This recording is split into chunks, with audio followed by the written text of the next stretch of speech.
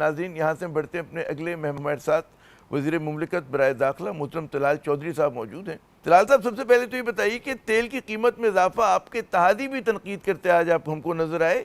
हुकूमत के पास कोई और रास्ता नहीं था कि पुराने स्टॉक के ऊपर जो है तेल की कीमत में आप लोगों ने इजाफा कर दिया, ये तनकीद है जी।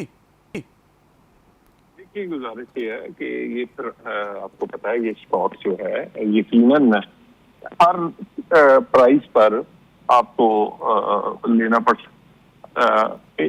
हर प्राइस पे आपको लेना पड़ता है जो ऑयल है।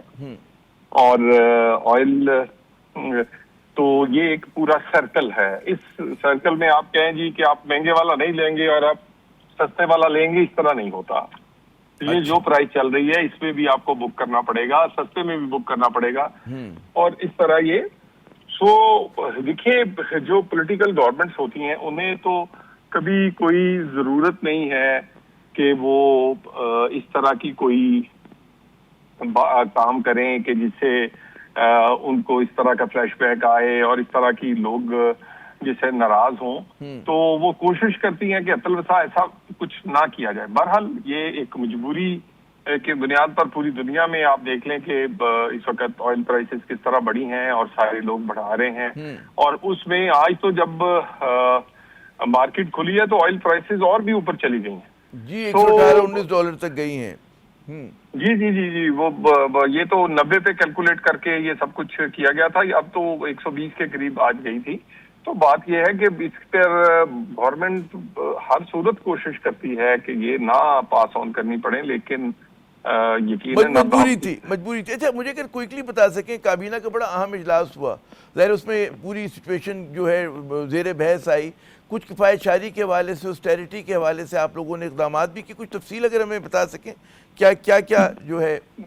देखिए, वो उसके लिए प्राइम मिनिस्टर जो हैं वो उसकी डिटेल जो है वो सारी कौम को बताएंगे। और उसमें सबसे पहले तो हमने अपने घर से शुरू किया है और हमने अपनी जो 2-2 माह की तनख्वाह है वो सबसे पहले कैबिनेट ने उसमें डाली है। और उसके बाद हम क्या कहते हैं, इसके अलावा और इकदाम हैं जिसमें सेविंग हो सकेगी। उसमें बहुत सारी तजावीज थी, चारों सूबों के साथ मिलके ये एक ऐसा कंसेंसस पैदा किया गया कि जिससे बचत भी हो सके और मौजूदा सूरत हाल में हम कम अज कम अफेक्ट हों। तो उसमें है कि ये तो लेकिन क्या कहा जा रहा है कि जी अगर आप तनख्वाहें नहीं ले रहे 2 माह की, बड़ी कुर्बानी, लेकिन सिंबॉलिक है, इससे कोई ज़्यादा इम्पैक्ट तो आएगा नहीं। तो लोग तनकीद करते हैं कि हुकूमत की जो वैसे बहुत ज़्यादा ब्लोटेड गवर्नमेंट है और अरसे से कहा जा रहा है कि जी हम बेल्ट टाइटनिंग करेंगे और हम इसका खर्चा कम करेंगे। मेरा ख्याल है जी ऑलरेडी इतनी बेल्ट टाइट है।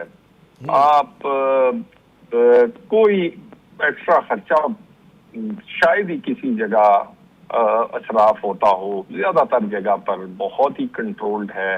एक एक चीज या ऑस्टेरिटी कमेटीज बनी हुई हैं, कोई नई गाड़ी खरीदी नहीं जा सकती, कोई नई रेनोवेशन नहीं होती, कोई तरह की, और उस पर हर जगह बेशुमार ऐसी चीजें हैं। इसमें सफर करने के हवाले से सारे मिनिस्टर्स पहले बिजनेस क्लास पे करते थे, वो इकोनॉमी, फिर इसी तरह ही बाकी छोड़िए, मैं आपको कुछ चीजें गिनवा रहा हूँ। इसी तरह प्रोजेक्ट्स के हवाले से उसमें बहुत बचत की जाती है कि कौन सा जरूरी है वो किया जाएगा, नहीं है वो नहीं करेंगे, किस जगह। तो एक एक पैसा बड़ा सोच के खर्च किया जाता है। ऑलरेडी प्राइम मिनिस्टर ने ऑस्टेरिटी कमेटी जो है, जो मैयत है, वो बहुत ही सख्त है।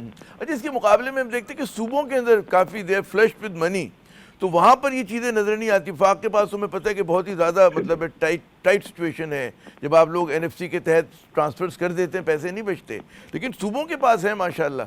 तो सूबों के अंदर आप लोग, हमें नज़र आ रहा है कि वहाँ पे पैसे ज़ाया भी हो रहे हैं, बड़ा मतलब है ऐसे प्रोजेक्ट्स भी आ रहे हैं माशाल्लाह, गाड़ियाँ भी आ रही हैं और जहाज़ भी आ रहे हैं, गो के मतलब वहाँ पे भी अनाउंसमेंट हुआ है, लेकिन वहाँ पे जो मिजाज है कुछ और है जी। देखिए, सूबों में यकीनन इसमें कोई शक नहीं है। मैंने इसीलिए आपको कहा कि प्राइम मिनिस्टर सूबों से मिलके एक ऐसी कुछ अनाउंसमेंट करेंगे जिससे आपको नजर आएगा कि गवर्नमेंट ने सबसे पहले अपनी खुद बेल्ट टाइट की है और उसके बाद कुछ इकदाम होंगे। और हमें कॉपरेशन की उम्मीद है। हम छोटी छोटी चीजों से अगर कॉपरेट करें तो हम सारे लोग मिलके ही जो बचत करेंगे उसी से ही इस क्राइसिस से कम अज कम इफेक्ट हो सकते हैं, जो कि एक अब वर्ल्ड वाइड एक क्राइसिस है।